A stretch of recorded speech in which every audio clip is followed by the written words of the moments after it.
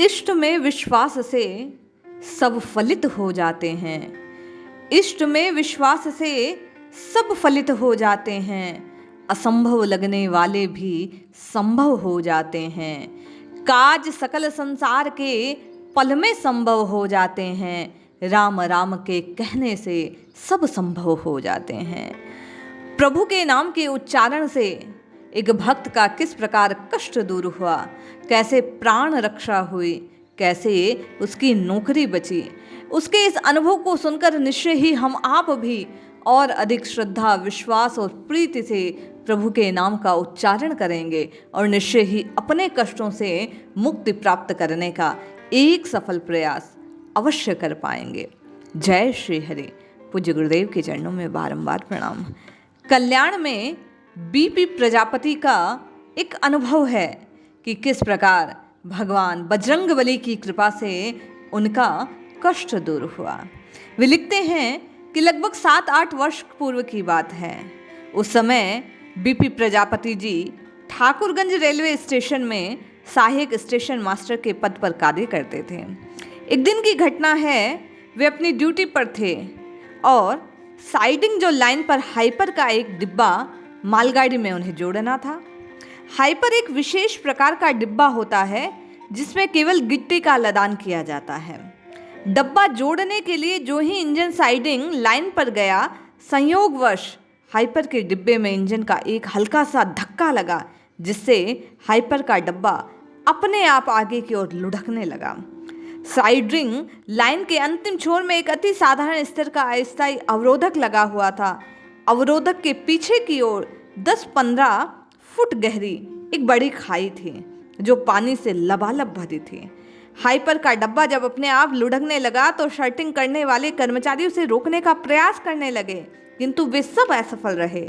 डब्बे के चक्कर के नीचे रेल लाइन पर गिट्टी रखना उन लोगों ने शुरू किया, पर वे असफल सिद्ध हो रहे थे, क्योंकि चक्का जब गिट्टी पर चढ़ता तो गति थोड़ी धीमी हो जाती, पर जो ही चक्का मिट्टी से चूर्ण को पार करता उसकी गति और अधिक बढ़ जाती और बढ़ती ही जा रही थी।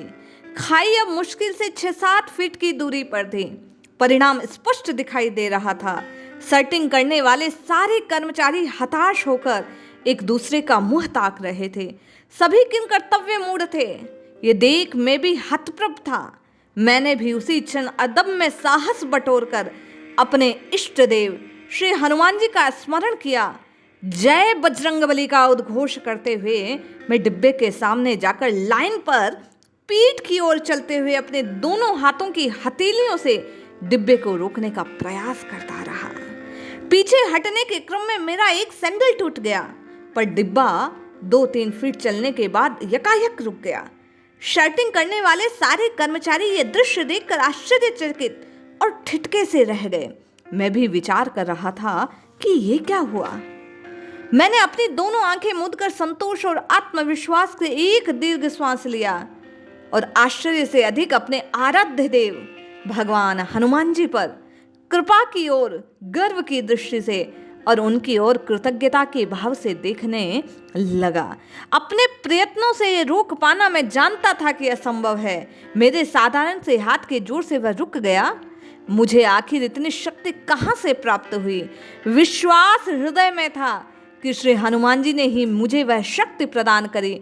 अद्भुत शक्ति का संचार मेरे शरीर में किया, मुझे निमित्त मात्र बनाया। मुझे लगा उन्हीं की कृपा से सब घटित हुआ। अनिष्ट तो टला ही, मैं स्वयं चार्ज सीट से वंचित रहा। मेरे सभी कर्मचारी दोष रहित हो गए।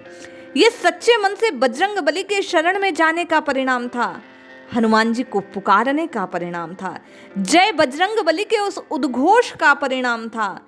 सभी साथी ये सुनकर कि हनुमान जी की कृपा से ये सब घटित हुआ, सभी विनय से अपने सर को नवाने लगे।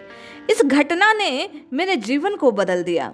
बीपी प्रजापति जी लिखते हैं, उस दिन के बाद जब भी मैं ड्यूटी पर जाता तो पहले बजरंगबली का स्मरण करता, उन्हीं का आश्रय ग्रहण करता, अपना कार्यभार उन्हीं की शरण में जाकर लेता और आज तक जीवन में मैं बजरंग बली के आश्रय से चलता हूँ, उन्हीं की शरण में जीवन को बिताता हूँ।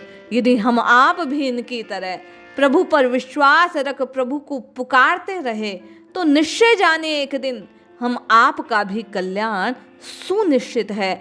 रटते रहिए, जपते रहिए, प्रभु को पुकारते रहिए, निश्चित मानिए एक दिन प्रभु आपकी और मेरी पुकार को सुनेंगे, हमारे पापों का अंत करेंगे, अपने चरणों की प्रीति प्रदान करेंगे।